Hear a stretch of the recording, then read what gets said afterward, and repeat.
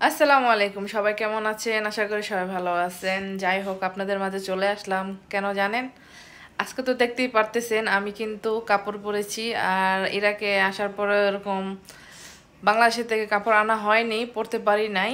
আর এই কাপড়টা আমার শ্বশুর দিয়েছে। আরেকটা কাপড় আছে, ওইটা হচ্ছে পায়ের ভিতরে, তো একটা পরলাম।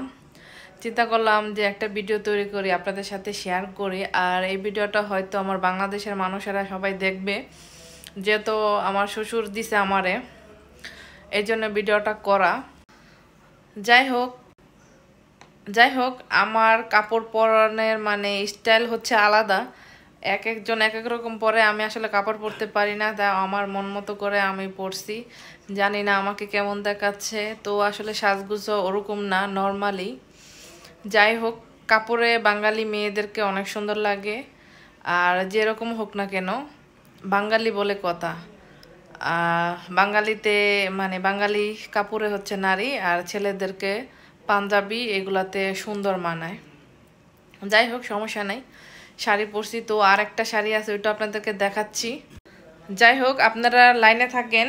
এটাও আর একটা শাড়ি, তো এটা পরে আপনাদেরকে দেখাবো যে এটাতে আমাকে কিরকম দেখাচ্ছে। এটা তো লাল, এটা হচ্ছে নীল, তো সাথেই থাকুন। এই দেখো গাইস, শাড়ি এটা পরে ফেলছে, কিন্তু এটা কিন্তু ফুললা রয়েছে। মা, আমার ওইটাই তো ভালো আছিল, দেখা যায়। এই ফুলা শাড়ি তো নতুন শাড়ি, তো এর জন্য ফুললা থাকে। দেখো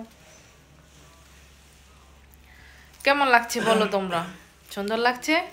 যদি সুন্দর লাগে তাহলে একটা কমেন্ট করবে। নীল শাড়ি, মনে হচ্ছে আকাশটা বাড়িতে চলে আসছে, আমার কাছে মনে হইতেছে। তোমাদের কাছে কেমন মনে হচ্ছে আমি জানি না। যাই হোক, যেমনই লাগছে আমার কাছে ভালোই লাগতেছে। ঠিক আছে, এই দেখেন সবাই কি অবস্থা, পুরা লকডাউনের মতো। দুই একটা গাড়ি চলে অবশ্য। ইরাক এই মানে আসার পরে এই দেখলাম এরকম, এক করোনার সময় আর এখন